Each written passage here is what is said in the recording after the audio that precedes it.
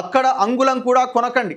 3 ఏళ్ల తర్వాత అధికారం మాదే. ఆ భూములన్నీ వెనక్కి తీసుకుంటాం. 400 ఎకరాల్లో ఎకో పార్క్ ఏర్పాటు చేస్తాం. రేవంత్ రియల్ బ్రోకర్లా కాదు, మనిషిలా ఆలోచించు. సంజయ్ తంబాకు నమలడం కాదు, పర్యావరణం గురించి తెలుసుకో. బీఆర్ఎస్ వర్కింగ్ ప్రెసిడెంట్ కేటీఆర్ విమర్శలు.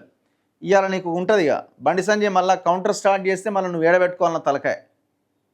నీకెందుకే ఆయన ఏం నమిలితేంది, ఆయన ఏం నమలకపోతే నీకేంది? నువ్వు పాలసీ మీద విధానం మీద మాట్లాడొచ్చు కదా.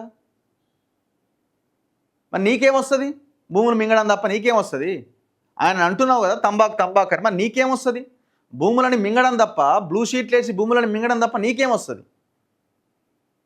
ఎవరిని పక్కన పెట్టుకున్నాడు మళ్ళీ? తలసాని శ్రీనివాస్ యాదవ్ ఆయన అడుగు ఒకసారి. తలసాని శ్రీనివాస్ యాదవ్ అని అడుగు.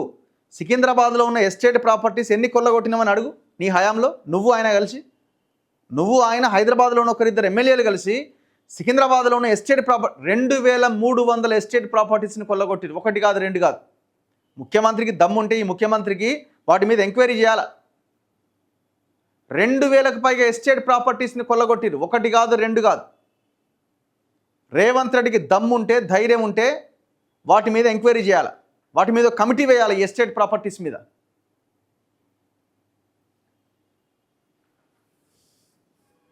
బీఆర్ఎస్ ఐటీ సెల్ ఇన్ఛార్జీల మీద కేసులు అయినాయట. కంచగచ్చిబౌలి పైన ఫేక్ వీడియోలు సృష్టించారు అని ఎన్ఎస్సీఐ ఫిర్యాదు చేసింది. కొనతం దిలీప్, క్రిషాంక్ల పైన కేసు నమోదు. హెచ్సియు వ్యవహారం పైన సచివాలయం ముట్టడికి వామపక్ష విద్యార్థి సంఘాల యత్నం. ఇప్పుడు ఈయన పవర్లోకి వస్తాడట. పవర్లోకి రాగానే వాళ్ళు అమ్మిందట మళ్ళీ వెనక్కి తీసుకుంటాడట. దాన్నట ఎకో పార్క్ చేస్తాడట. ఎన్ని ఎకో పార్కులు చేసినావు తెలంగాణలో?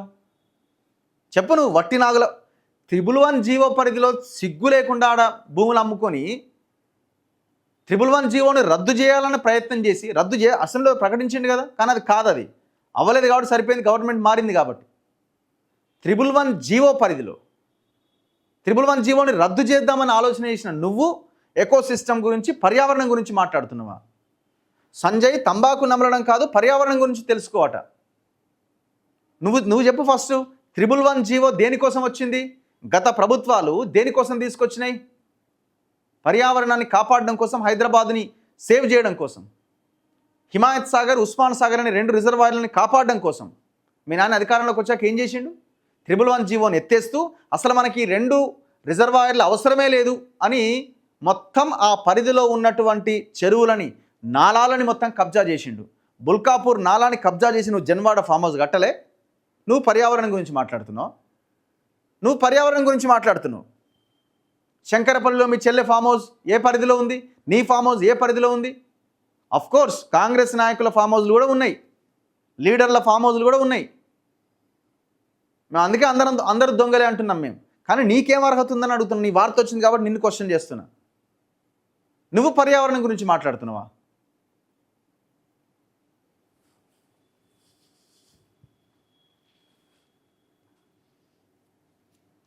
ఇప్పుడు ఈయన పర్యావరణం గురించి మాట్లాడుతున్నాడు. చెరువులు ఉంటేనే కదా పర్యావరణం, చెరువులు ఉంటేనే కదా ప్రకృతి బాగుండేది, ప్రకృతిని రక్షిస్తున్నట్టు. 55 చెరువులు కార్పొరేట్ సోషల్ రెస్పాన్సిబిలిటీ కింద రియల్ ఎస్టేట్ కంపెనీలకు కట్టబెట్టినావు. వాస్తవమా కాదా? అవునా కాదా? చలో నువ్వు వాక్ చేయి. ఆ 55 చెరువులు ఎంత అద్భుతంగా తయారు చేసినావు చూపించి నాకు ఒకసారి. ప్రజలకు చూపించి, తెలంగాణ ప్రజలకి.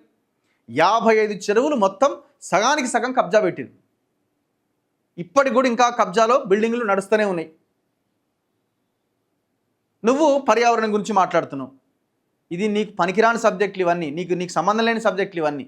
నువ్వు ఏమైనా బ్లూ షీట్లు, బౌన్సర్లు, కబ్జాలు, నువ్వు వీటి మీదనే ఫోకస్ చేయాలి. నువ్వు ఈ సబ్జెక్ట్ నీది.